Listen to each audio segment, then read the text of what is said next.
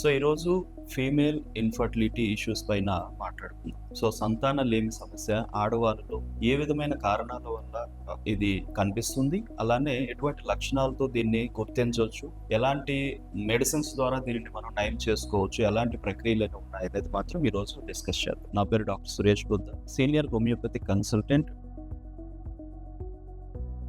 So ముఖ్యంగా సాధారణంగా female ఇన్ఫర్టిలిటీలో చాలా మందికి ఉండేటటువంటి డౌట్స్ ఏంటంటే, ఏ వయసులో ఎక్కువగా ఫర్టిలిటీ రిలేటెడ్ సామర్థ్యం ఎక్కువగా ఉంటుంది, లేదంటే సంతాన ఉత్పత్తి సామర్థ్యం అనేది ఎక్కువగా ఉంటుంది, 25 years కి ఎలా ఉంటుంది, అలానే 30 దాటినాక లేదంటే 35 దాటినాక ఎలా ఉంటుంది అనేటటువంటిది ఒక డౌట్ అనేది ఉంటుంది. సో దీనికి ఆన్సర్ ఏంటంటే, డెఫినెట్గా 25 years అప్పుడు ఉండేటటువంటి సంతానోత్పత్తి బాడీకి ఉండేటటువంటి రెస్పాన్స్ అనేది డెఫినెట్గా 25 to 30% ఎక్కువగా ఉంటుంది.